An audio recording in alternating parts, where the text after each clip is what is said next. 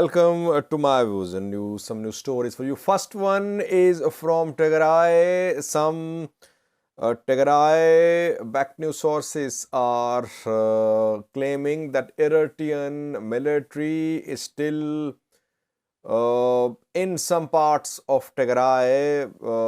Name of a Woreda is being mentioned where Eritrean soldiers are entering, leaving.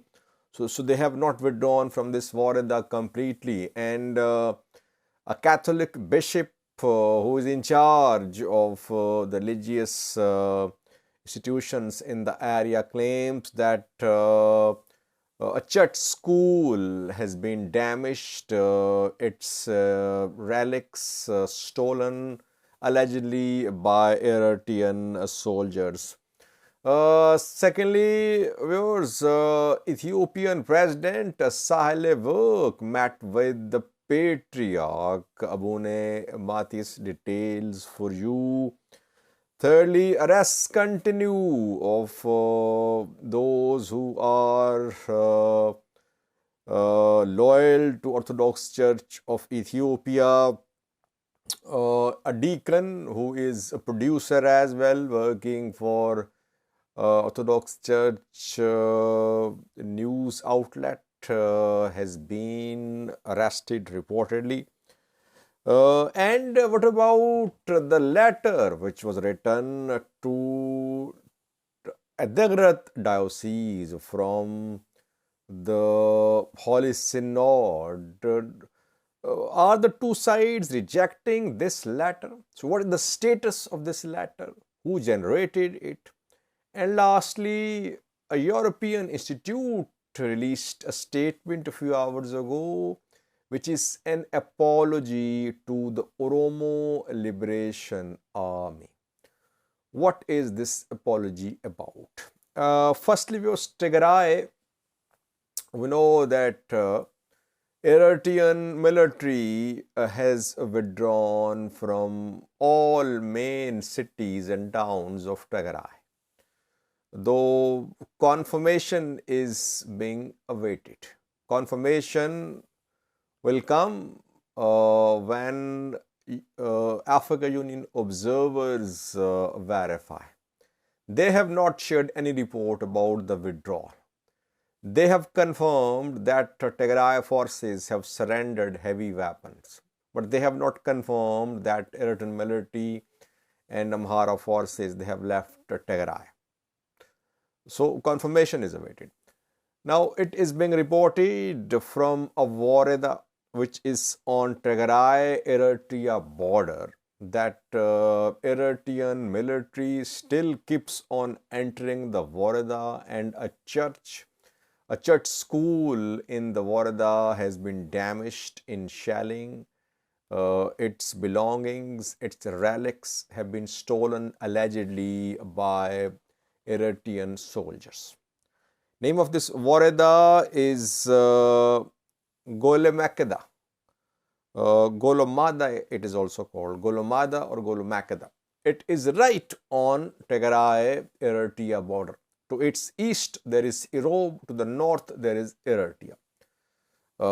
And a Catholic school in this Woreda was damaged in shelling, and now its internal belongings, schools' internal belongings and relics are being stolen.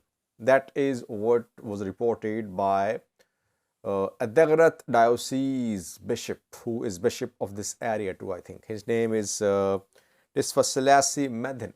He was interviewed by some news outlets and he said that the church school was damaged, and Eritrean military still entering and leaving the Woreda. I have been saying that withdrawal, though it has happened, but the issue is, where will the withdrawal stop? What would be the border? There must be stability in border areas, because whenever there is conflict between Tigray and Eritrea, Ethiopia and Eritrea in Tigray, it starts from the border. That is why ENDF should be, I think ENDF should be deployed here. Where is ENDF? Now, when Tigray is saying that Eritrean military is still operating in this border, where is ENDF? Entire border, or at least main places on Tigray-Eritrea border, should be secured by Ethiopian National Defense Force to avoid a confrontation between Tigrayans, Tigray people and Eritrean soldiers. It has not happened so far, it seems. That is why we are receiving these reports about entry of Eritrean army into Gulomahda Tigray. Secondly, viewers, Ethiopian President Sahle met with the Patriarch. Pictures are being shared of Sahle bowing to the Patriarch. The meeting was held at Patriarchate, the office of the Patriarch. I think it's in Addis Ababa. Holy Synod members were there too. Abune Petros can be seen as well, standing alongside Abune Matthias. Meeting when Ethiopian government and church leaders reached an understanding. Church leaders were invited to the palace, PM Palace. They went to PM Palace. So it could be a reciprocatory visit from Ethiopian government top leader, one of top leaders and president, though she is ceremonial basically. Her post is ceremonial. Main power lies with the Prime Minister PM Abiy. And reportedly at the meeting, the Patriarch complained about ongoing arrests of Orthodox followers, Orthodox priests and preachers. And we know that arrests are continuing and no release as well. We have not seen large number of people released, which was agreed in meetings between the government and church elders a few days ago. Secondly, we know that a new arrest was made yesterday, I think, of a deacon who was working as a producer, a journalist for EOTC TV, which is Orthodox Church's channel, I think, YouTube channel, I think. His name is Yusuf Katima Hordofa. I think he produces programs in a fun Oromo language. He was arrested yesterday. So the arrests continue. Meratia Vasefa not released. Rather, charges have been submitted by police against Meratia Vasefa at the relevant court. It means that government wants to continue with the case against Meratia Vasefa. So these questions were raised by the Patriarch in the meeting with the president. But overall, it seems that so far the understanding, the agreement between the church and government is holding, relations improving, de-escalation on the right track. Hopefully, after tomorrow's decision, things will be better.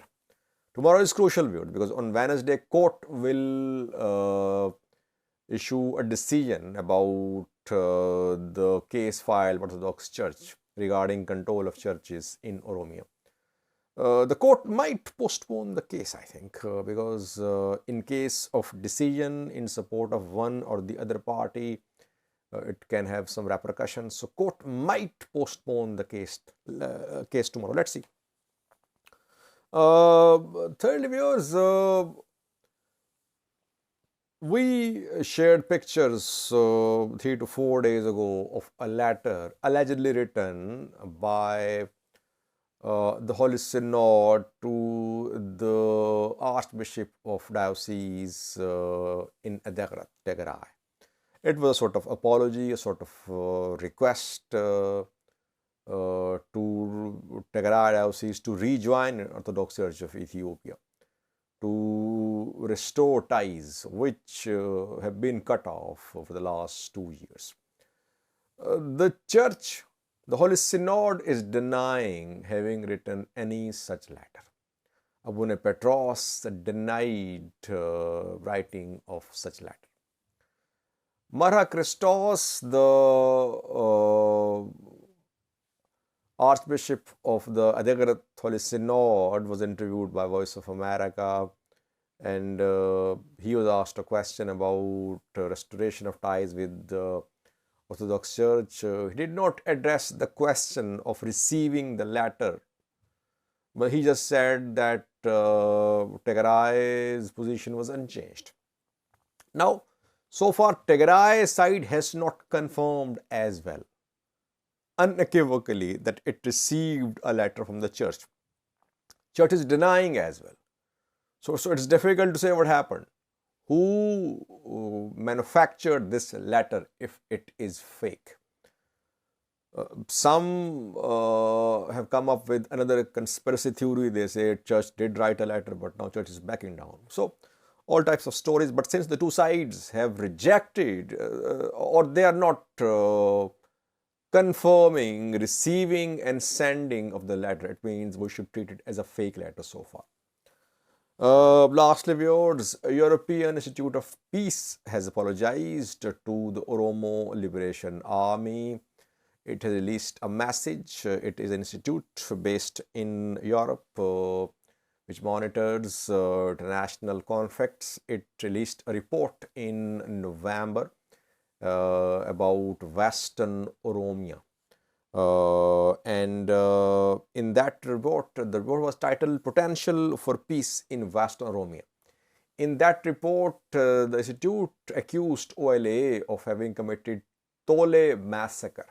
In June last year, hundreds of people were killed, mostly ethnic Amharas, in Tole. It was in Valaga where this massacre was committed, and back then OLA was accused by some Amhara news sources and some others. OLA denied the involvement. Then Tai Dendia, who is minister, who is member of Oromia Prosperity Party, one of top members there, he accused the government. Hangasa Ibrahim, I think, spoke as well. So some people from Oromia government, they accused the government that government-backed militias were behind this attack. European Institute of Peace says that it regrets the publication of this material, which it will not share now because it needs correction, it needs amendments. It's good that the organization has realized the mistake and it is trying to correct it.